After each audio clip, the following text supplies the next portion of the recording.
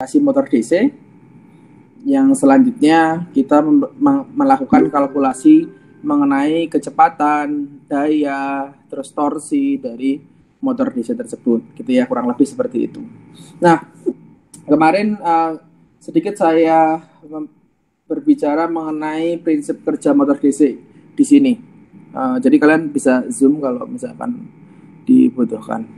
Nah, di sini kita jelas bahwa motor DC itu bekerja itu ketika yang pertama adalah karena adanya medan magnet yang seragam. Terus terus habis itu ada sebuah konduktor yang dialiri oleh arus listrik kan gitu ya. Nah, sehingga dari situ menyebabkan suatu gaya Lorentz yang mengakibatkan konduktor tersebut karena dia dibentuk loop gitu, maka akan menghasilkan gaya yang saling bertolak belakang sehingga menyebabkan konduktor tersebut berputar gitu ya. Nah, tentunya di sini ada satu besaran yaitu gaya magnetik ya, magnetic force, yaitu dari gaya Lorentz yang dipengaruhi oleh nilai arus yang mengalir I, terus panjang penampangnya L, serta kuat medan magnet dari besar medan magnet dari sisi statornya kan gitu ya. Magnet konstannya itu besarnya berapa atau B. Jadi kalau kita lihat rumusnya F sama dengan IL cross B gitu ya. Cross di sini menandakan arah dari vektor vektor gayanya, di mana hasil perkalian dari L dan B. L dan B merupakan besaran vektor, kalau I itu skalar gitu ya. IL cross B, jadi nanti hasilnya 90 derajat antara L dan B. Nah, dari sini terlihat bahwa semakin besar I-nya, semakin besar B-nya, dia akan memengaruhi seberapa besar gaya yang ditimbulkan. Nah, kalau kita bicara mengenai gerak rotasi, gaya itu cenderung lebih ke gaya translasi ya. Jadi menyebabkan pergerakan translasi pada suatu benda yang kita kenai gaya. Tetapi kalau kita berbicara di benda-benda atau fenomena-fenomena rotasi, maka yang muncul adalah torsi. Jadi kalau di translasi teman-teman akan familiar dengan gaya, dengan percepatan, dengan massa gitu ya. Sedangkan kalau kita berbicara mengenai rotasi kan yang kita akan temukan analoginya adalah kalau di translasi gaya berarti di rotasi adalah torsi gitu kan ya, F kali R gitu. F cross R ya sebenarnya. F dot R. Jadi dia adalah torsi. Jadi intinya torsi di sini adalah efek-efek jarak bagian atau jarak tempat yang dikenai gaya terhadap pusat rotasinya itu akan mempengaruhi besarnya torsi yang dirasakan oleh benda itu untuk berputar.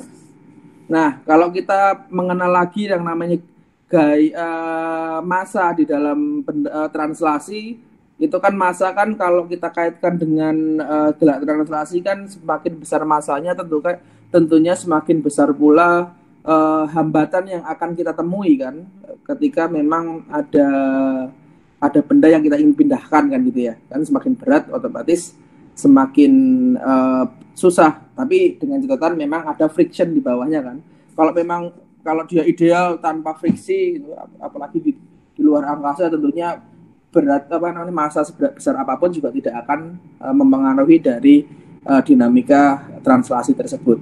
Nah, kalau misalkan di translasi kita mengenal yang namanya massa, tentunya di dalam rotasi kita kenal yang namanya inersia kan, kelembaban suatu benda untuk dia berputar kan gitu.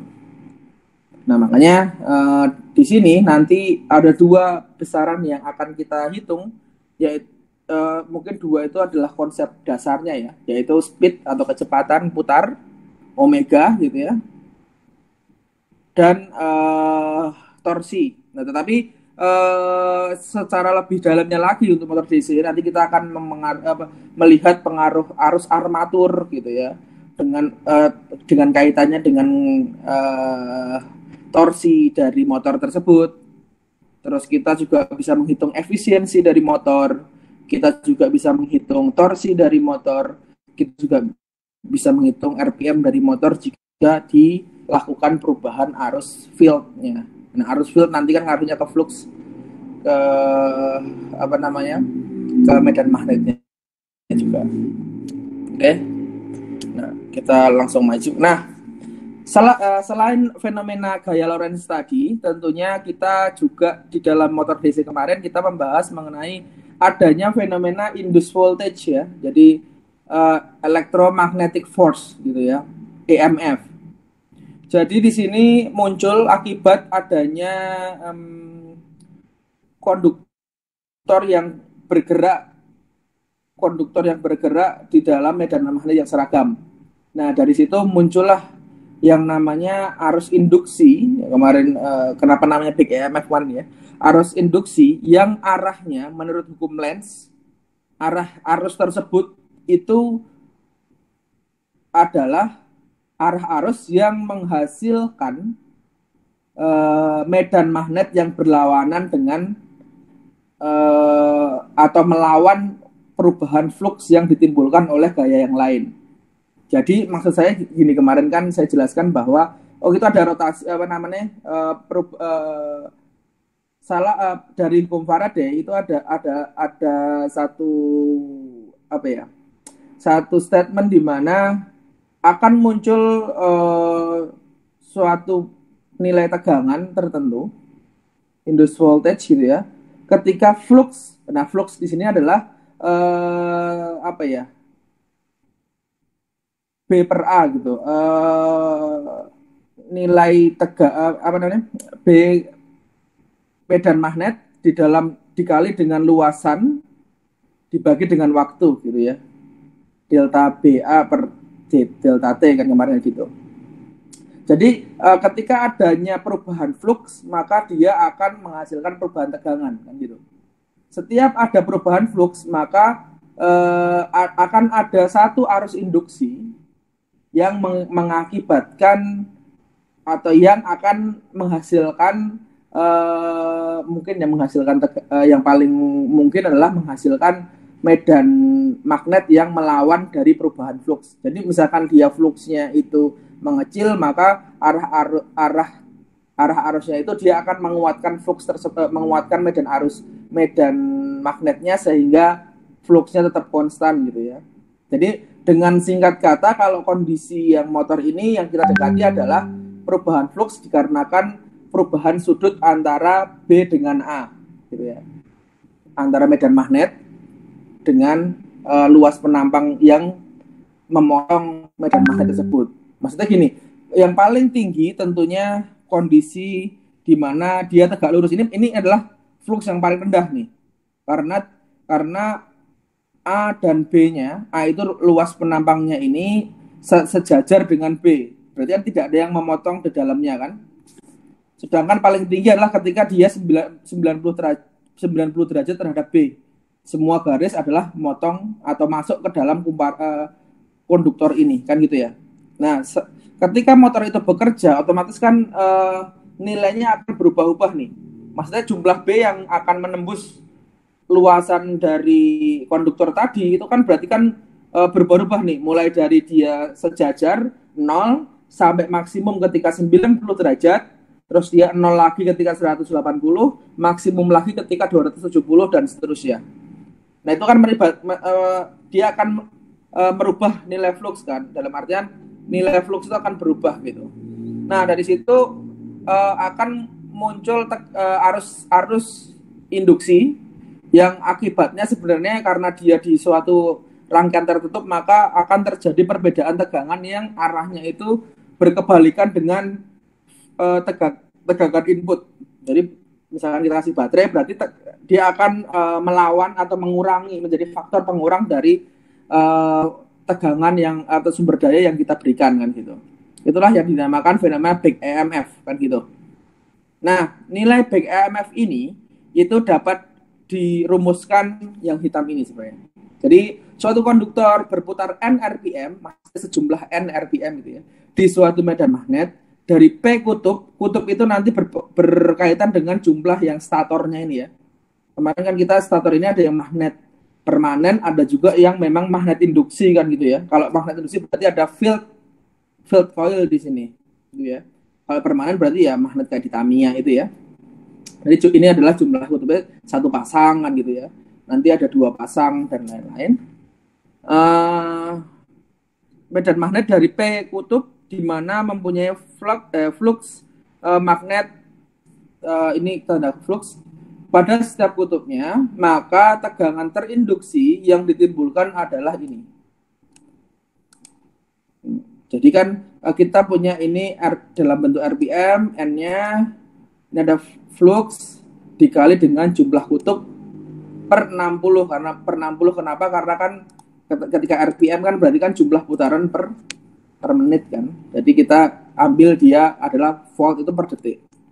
Jika terdapat sejumlah Z konduktor yang terpasang sepanjang A secara paralel. Jadi ketika kita punya konduktor yang panjangnya Z, tetapi dililitkan dengan luasan A, otomatis kan kita punya beberapa lapis kan gitu ya. Misalkan kita panjangnya 10, tapi sekali lilit itu 1, berarti kan kita punya 10 konduktor yang terpasang secara paralel kan gitu ya. Ya kan kita punya 10, satu lilitnya itu 1 cm, berarti kan kita punya 10 kali kan. Berarti ada 10 lilitan gitu ya, secara paralel gitu. Maka total tegangan induksi pada kumparan armatur adalah Ka flux kali omega M, satunya volt. Dimana, nah kalau saya menotasikan omega berarti itu radian per second ya. Tapi kalau kecepatan putar berarti N, itu dalam satuannya RPM. Itu udah beberapa kesepakatan yang kita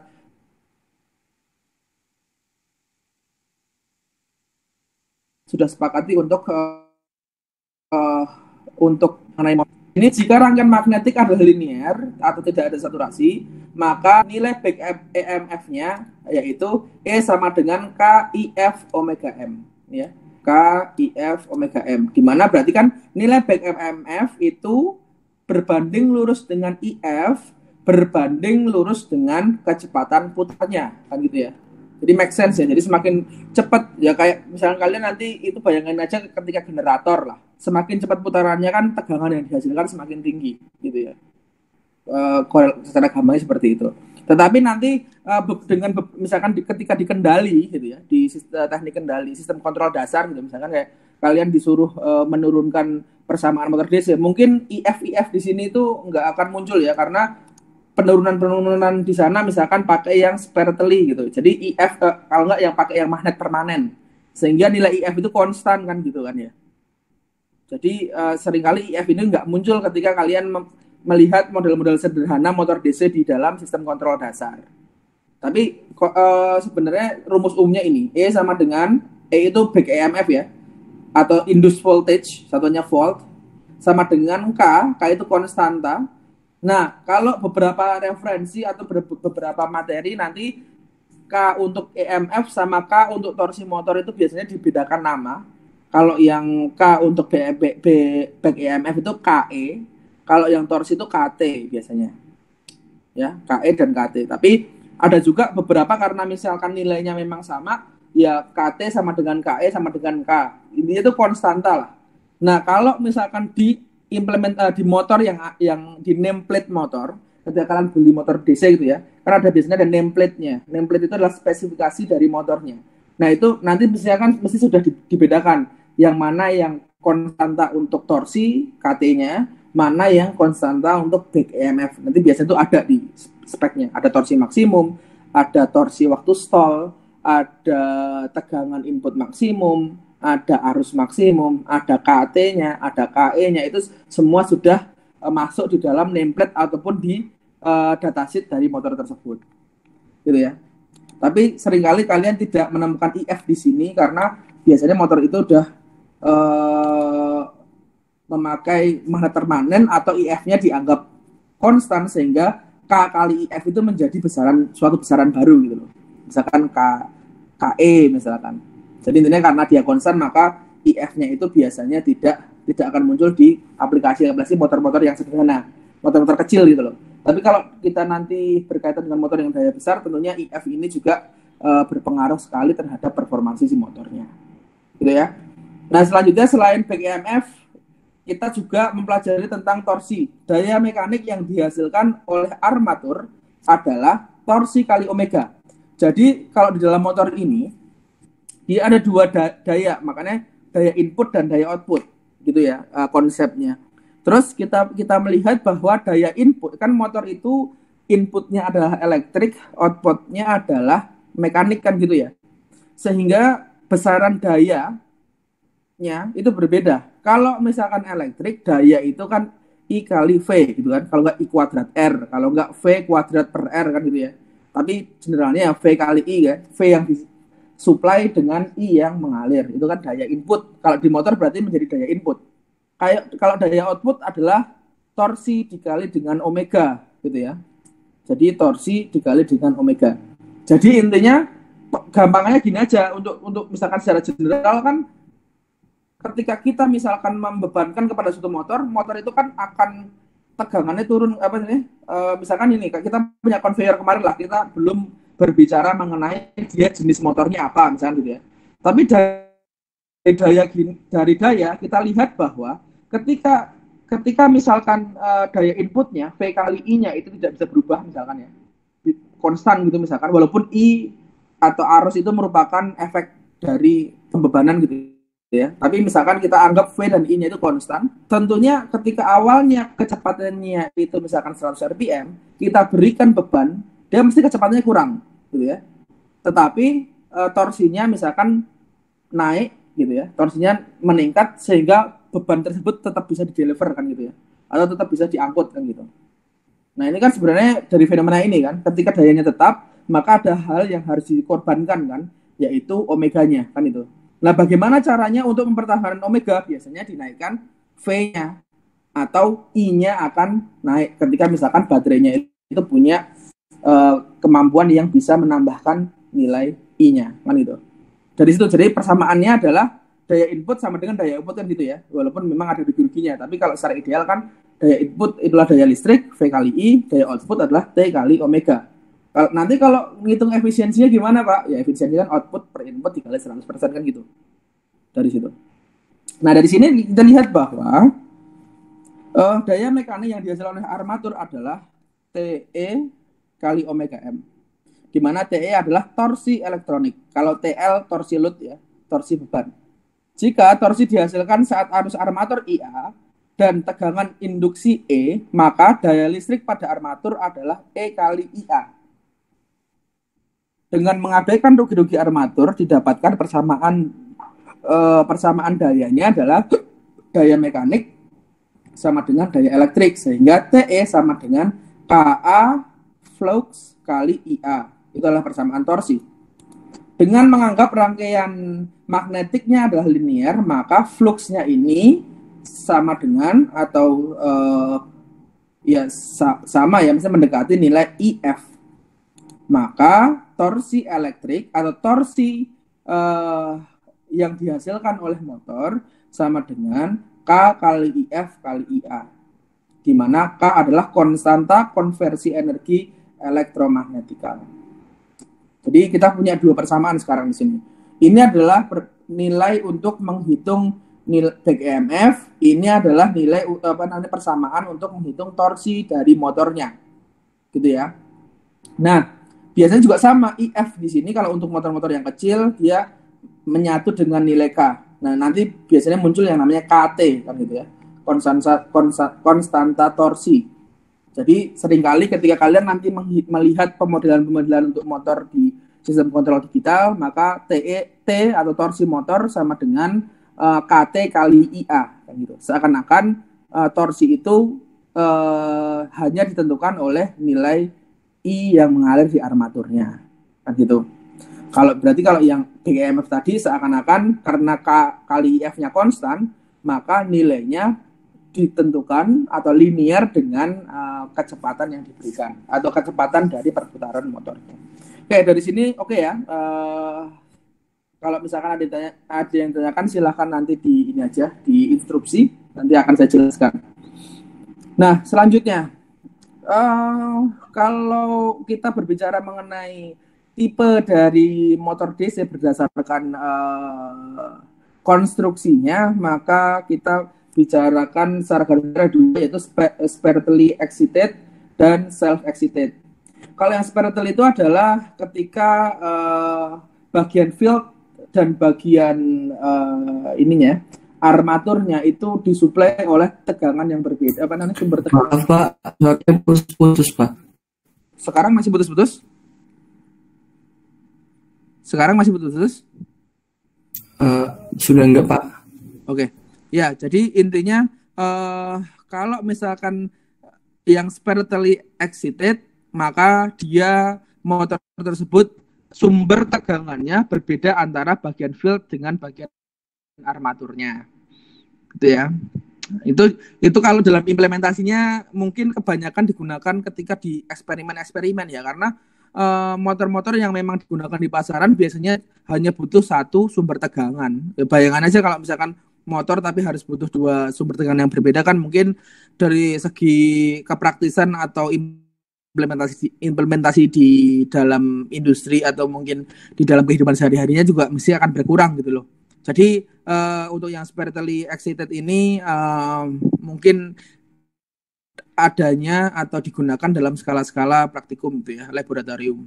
Nah, yang kita akan pelajari di hari ini adalah yang self excited, di mana self excited ini dibagi menjadi tiga. Yang pertama adalah series wound, sun wound, dan compound wound. Yang akan kita pelajari di dalam modul 2 ini adalah series wound dan sun wound. Jadi nanti kita lihat apa sih perbedaannya. Kalau dari secara konstruksi, perbedaannya adalah interkoneksi antara bagian field dengan bagian armatur ya. Kalau misalkan series berarti seri antara kumparan dari armatur dengan kumparan dari medan magnet ya, bagian fieldnya gitu.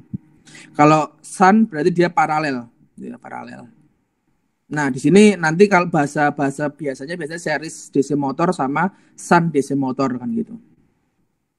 Oke, kita belajar mengenai sun wound motor DC.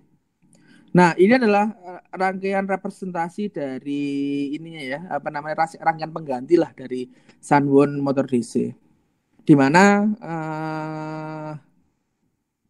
misalkan kita ada satu kasus ini di mana disuplai oleh tegangan VA kan gitu ya. Nah, tegangan VA di sini.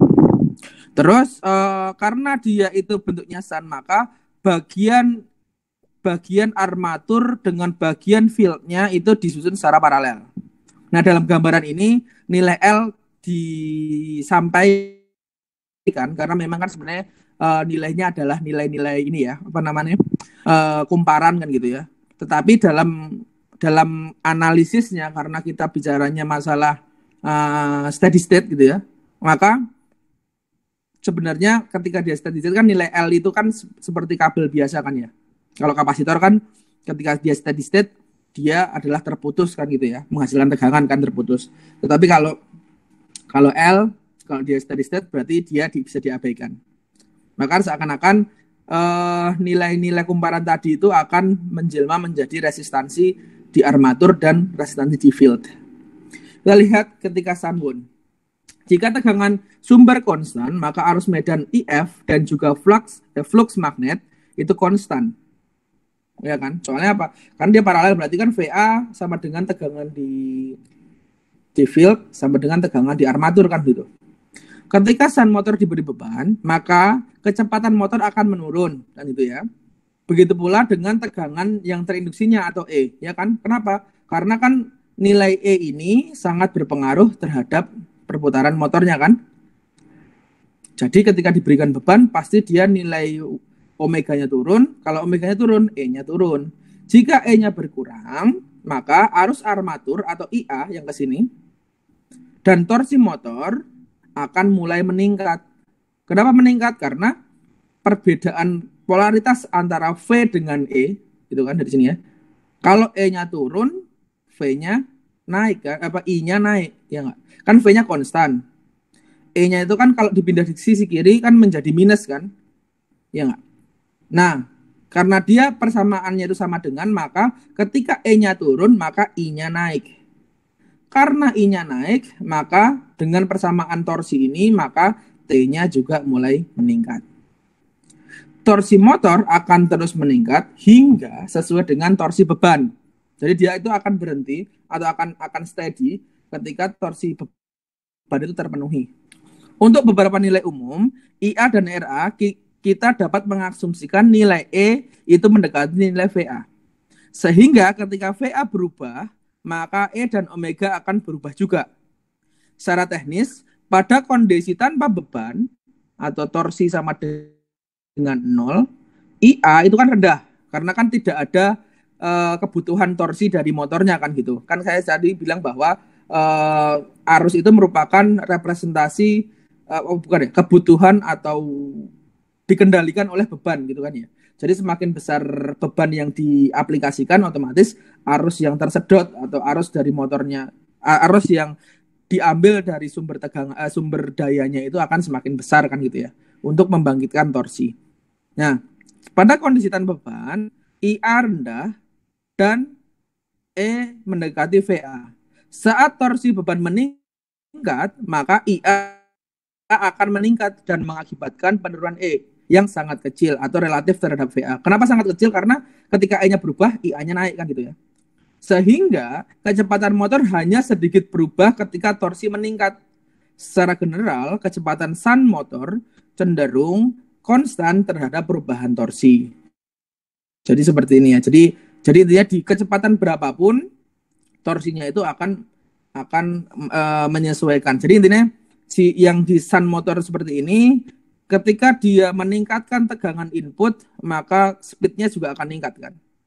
Jadi ketika ada perubahan torsi, dia perubahan kecepatannya itu tidak terlalu besar. Bahkan kalau untuk aplikasi-aplikasi yang motor kecil gitu ya, dia bisa secara general itu sun motor itu akan relatif lebih, kecepatan itu akan lebih stabil terhadap perubahan torsi kan itu. Nah, nanti kita bandingkan dengan series. Nah, dari persamaan kecepatan motor DC sun yang ini, omega sama dengan itu, ini berasal dari persamaan sebelumnya. Bawah ini ya.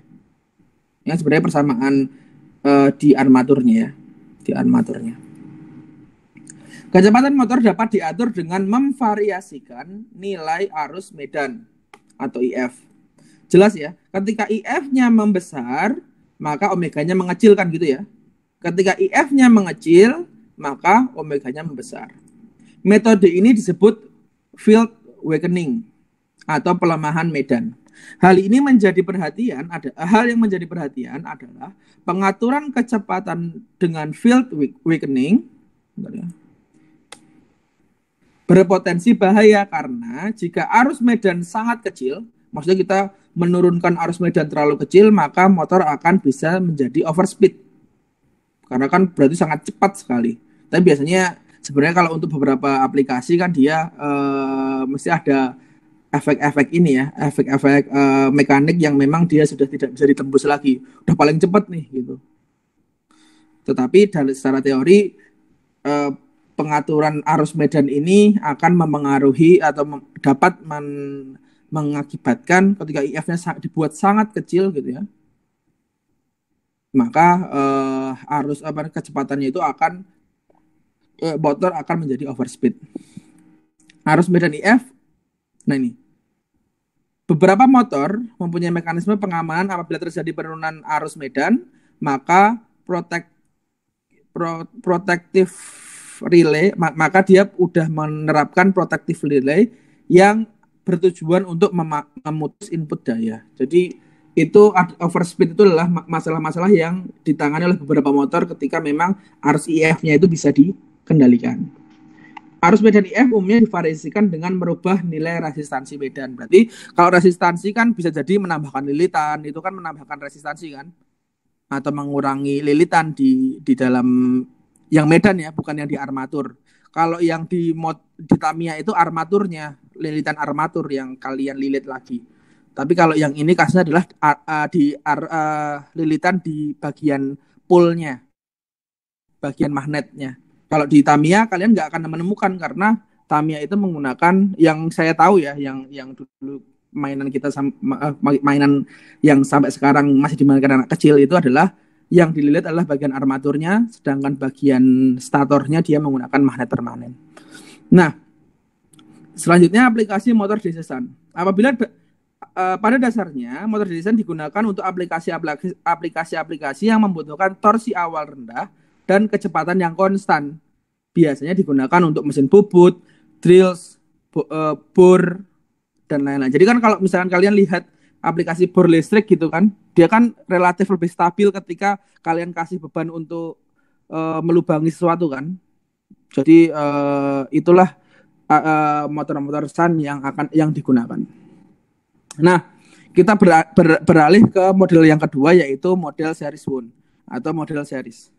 Nilai flux magnet secara langsung proporsional dengan arus medan atau IF yang mengalir untuk menghasilkan medan magnet. Kita lihat sini komposisinya. Berarti kalau dia series berarti arus yang mengalir di komponen atau di kumparan armatur dengan di kumparan field itu akan sama besar kan, karena memang dia series.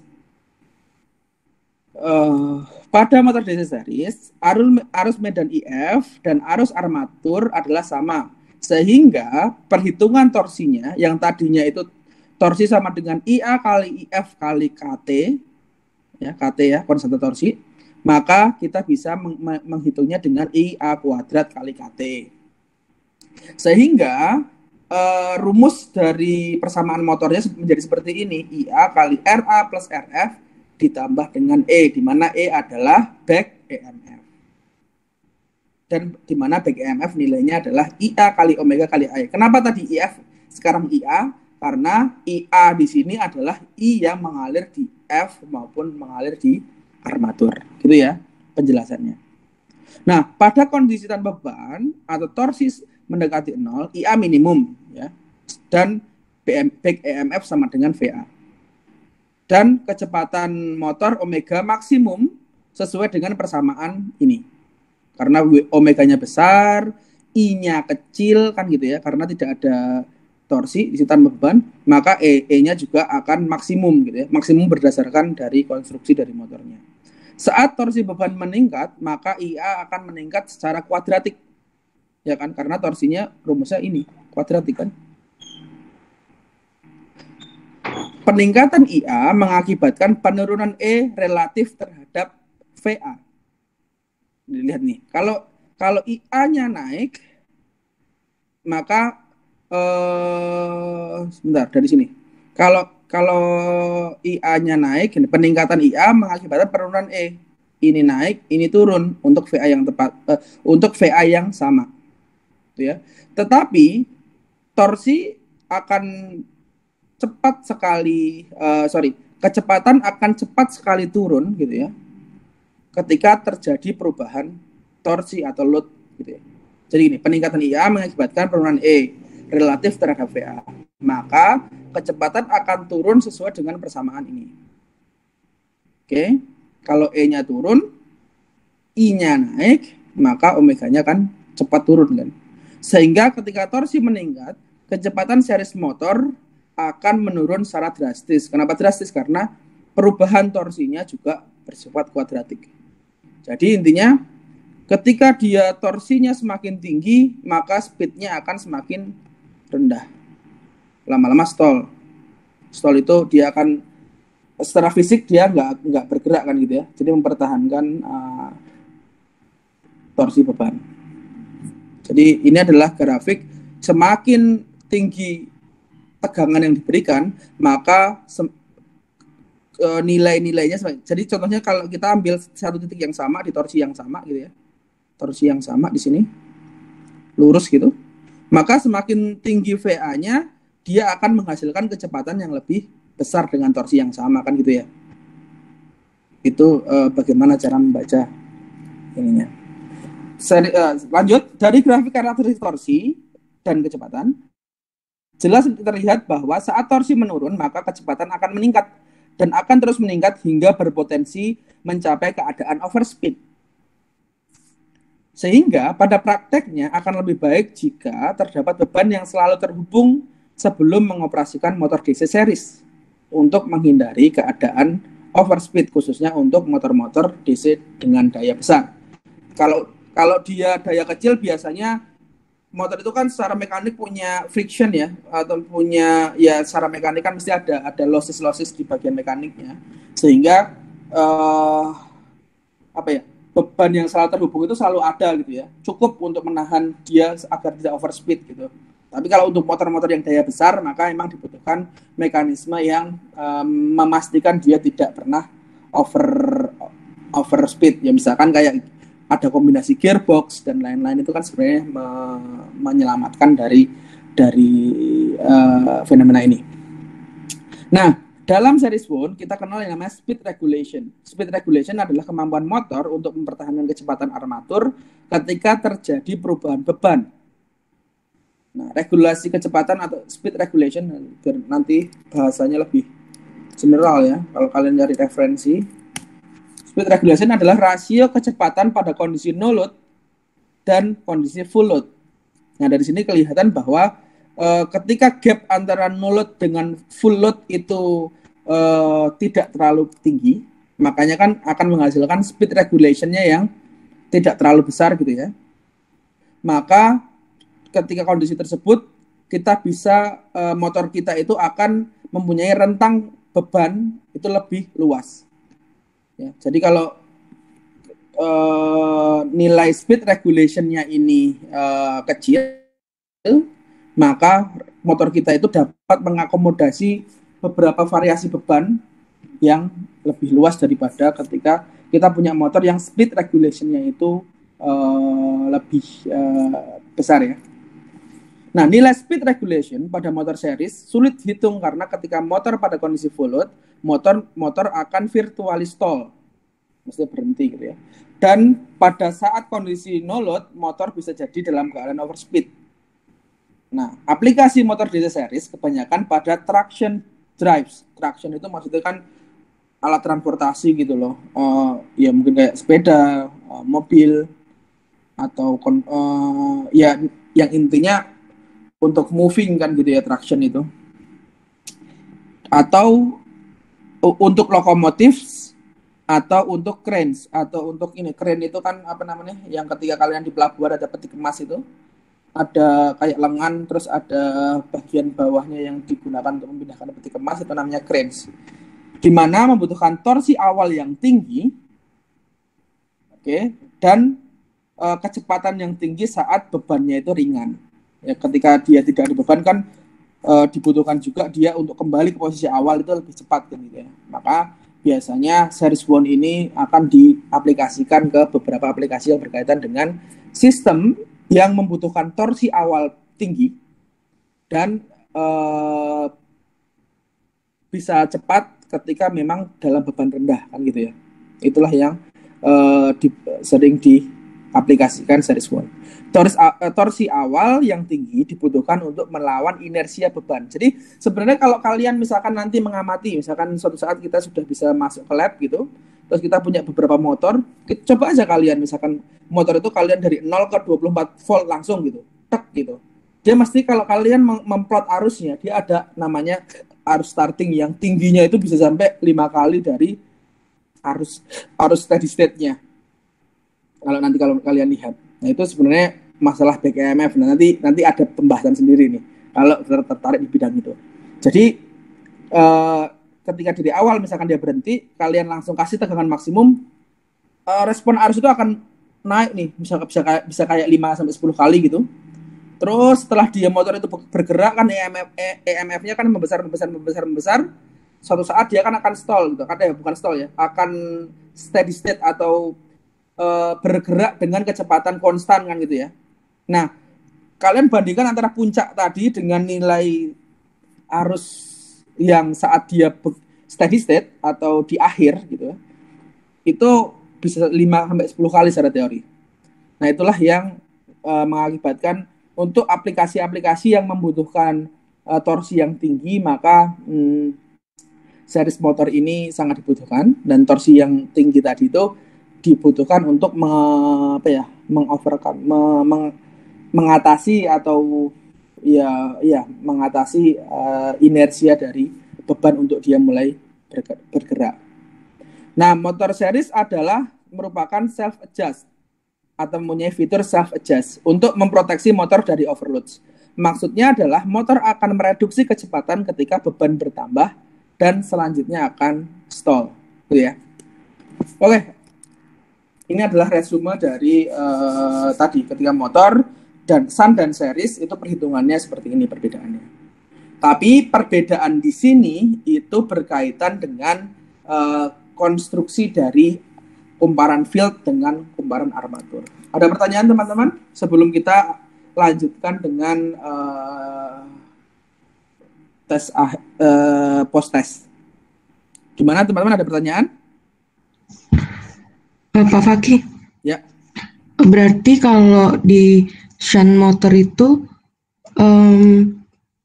torsi sama kecepatan itu sebanding, terus sementara di series motor torsi sama kecepatan berbanding terbalik gitu, Pak?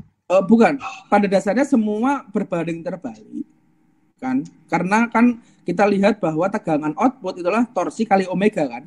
Berarti ketika kita supply dengan besaran yang sama, salah satu harus dikalahkan, kan? Ya nggak? Ketika torsinya dibutuhkan tinggi, omeganya turun, kan? Untuk menghasilkan nilai yang sama, ya nggak? Iya. Nah, cuma konstruksi dari yang sun itu membuat perubahan torsi itu bisa diredam, perubahan beban, bukan perubahan torsi ya, perubahan beban itu bisa diredam agar kecepatan itu tetap lebih stabil gitu loh. Tetap lebih stabil daripada yang bentuk series. Kalau series dikasih beban justru penurunan kecepatan itu sangat ekstrim gitu ya, karena dari persamaan atau rangkaian penggantinya, rangkaian elektriknya itu bersifat kuadratik gitu.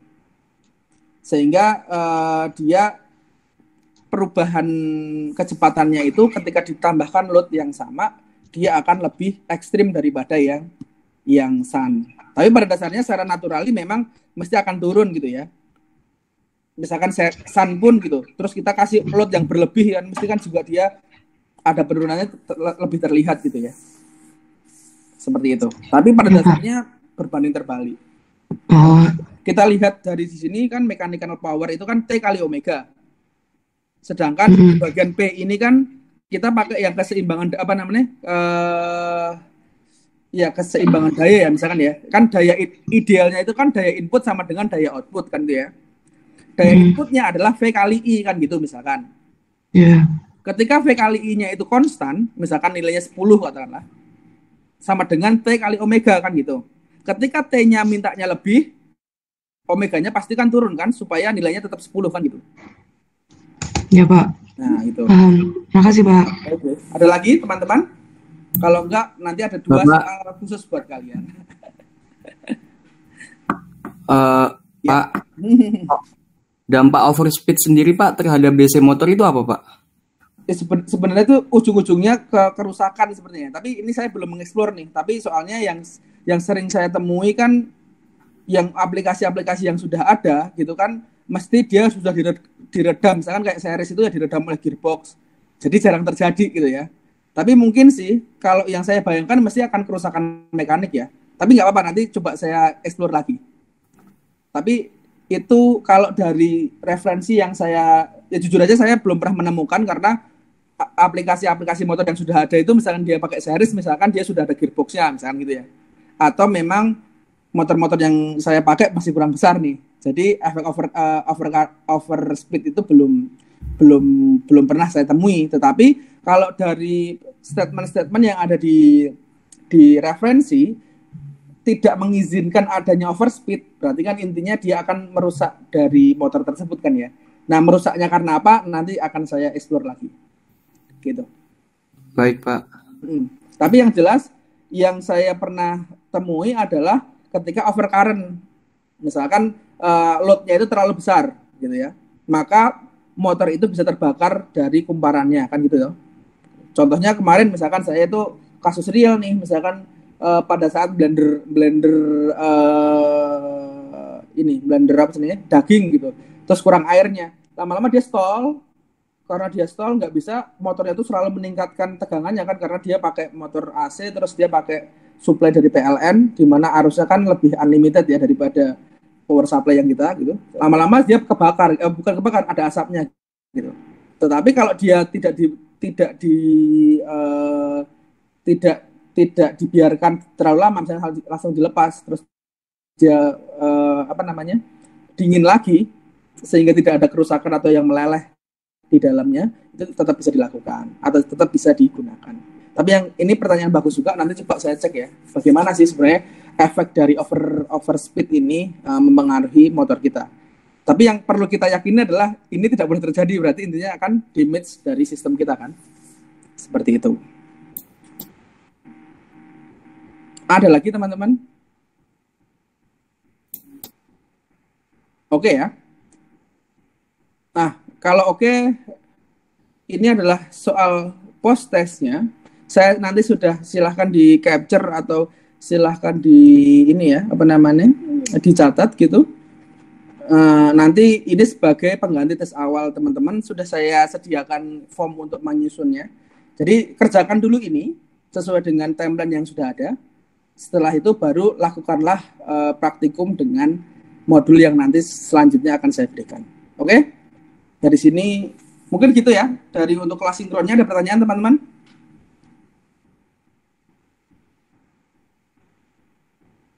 Oke, sudah bisa di capture? Bisa saya tutup? Halo? Ditutup dulu baru dikerjain ya. Sudah, Pak. Oke, sip. Maaf, ini sampai Pak. Tadi nggak jadi yang nanya ya. Oke, udah ya. maaf Ya sudah, kalau gitu silahkan dikerjakan. Nanti akan saya share modul untuk modul 2 di dalam Google Classroom kalian. Oke, silahkan mengerjakan dan silahkan melakukan praktikum. Nanti akan dipandu oleh asisten dan saya juga akan standby secara asinkron. Mungkin itu ya, teman-teman. Terima kasih atas kerjasamanya dan atensinya. Saya tutup. Sekian. Assalamualaikum warahmatullahi wabarakatuh. Terima kasih.